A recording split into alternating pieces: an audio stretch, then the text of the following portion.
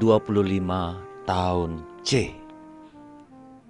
Tuhan menghendaki keselamatan seluruh bangsa.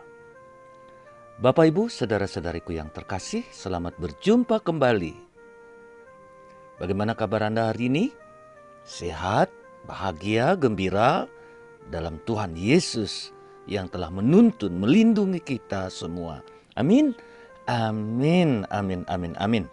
Nah, bagi saudara-saudariku yang sedang sakit, tetap bersyukur dan tetap berharap, beriman akan kebaikan dan perlindungan Tuhan. Kami berdoa untuk Anda. Salam sehat. Nah, Bapak, Ibu, saudara-saudariku yang terkasih, hari ini Yesus mengajak kita untuk tetap berusaha mencari kerajaan Allah dengan tekun, dengan kesalehan, juga dengan kecerdikan yang positif, serta melalui kasih dan berbelas kasih kepada semua orang. Hari ini Yesus melalui perumpamaan dan juga melalui hidup nyata sehari-hari memberikan contoh kepada kita. Seorang bendahara tentunya, yang tidak jujur. Tuannya akan memecatnya. Dalam situasi sulit ini, dia mencari cara bagaimana nanti kalau dia dipecat, mau kerja apa? Untuk mempertahankan hidupnya. Bendahara ini berpikir keras dan mendapatkan solusi yang licik. Dia pasti tidak bisa kerja lain, mencangkul, cepat lelah, tidak biasa, dan tidak bisa.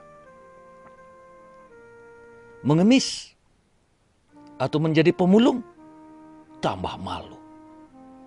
Lalu, apa yang dia lakukan? Nah, ini pikiran cerdiknya yang tidak jujur. Sebelum tuannya memecatnya, pintar dia juga ya. Dia kumpulkan semua orang yang pernah berutang kepada majikannya. Semua yang berutang kepada tuannya dipotong separuhnya. Tentu senang ya orang yang dipotong gaji separuhnya. Dan separuhnya dia ambil. Wah, cerdas, nakal, licik, korupsi. Dia tidak memikirkan apa yang akan terjadi dengan perbuatannya ini kelak ketika dia dipecat. Mengerikan. Nah, Yesus katakan memang orang-orang dunia ini lebih cerdik dari orang-orang terang. Lalu Yesus menambahkan begini. Kalian orang-orang dunia mengumpulkan kekayaan dengan menipu, mencuri, dengan korupsi. Dengan kekayaan yang tidak halal. Kalian membuat teman banyak. Seharusnya kalian membagikan kekayaan untuk orang-orang yang membutuhkannya. Banyak orang miskin yang perlu dibantu.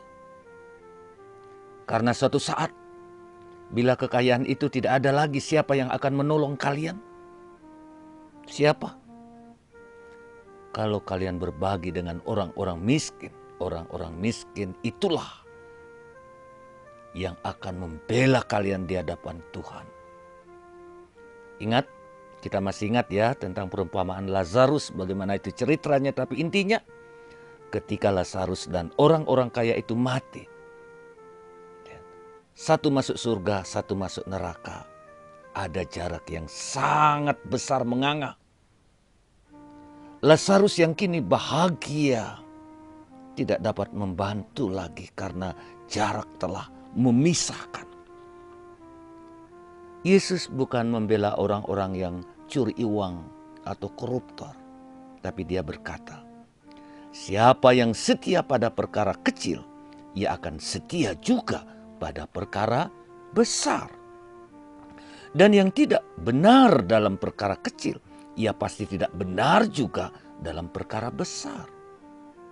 Jadi, jika kalian tidak jujur, siapa yang akan membela kalian? Siapa lagi yang akan percaya atau mempercayakan kepada kalian? Selain menunggu hukuman yang berat. Karena itu, hendaklah kalian jujur dan berbelas kasih.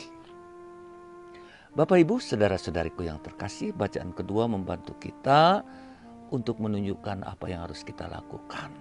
Berbelas kasih, bermurah hati. Sebagai orang Kristiani, kita harus menjadi orang yang berbelas kasih terhadap semua orang.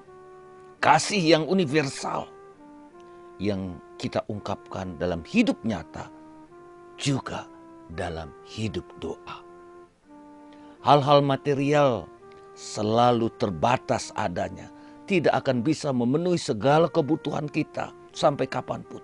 Terbatas, ada limitnya. Paulus menulis kepada Timotius, saya minta saudaraku Timotius, panjatkanlah permohonan untuk semua orang.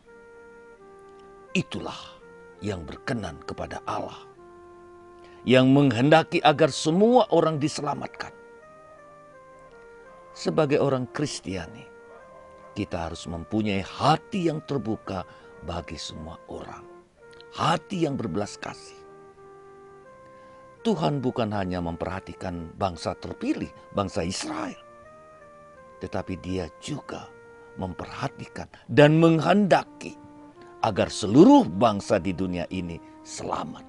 Wow, luar biasa. Inilah kepercayaan kita, inilah keyakinan kita. Karena itu marilah kita hidup dalam kasih Allah, supaya kita bisa mengasihi dan berbelas kasih kepada semua orang. Jangan pernah menghina, mencela, meremehkan orang-orang miskin, orang-orang yang tidak punya. Seperti apa yang dikatakan oleh Amos dalam bacaan pertama. Amos yang memperjuangkan keadilan bagi orang-orang kecil. Semoga kita menjadi duta-duta keselamatan Allah bagi banyak orang. Terima kasih Bapak Ibu.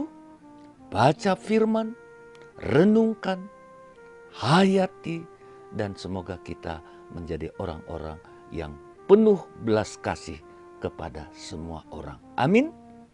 Terima kasih. Tuhan memberkati doa kami untuk Anda semua. Salam. Pater Agus Inyoman Murtike, SPD, Batu Malang. Amin.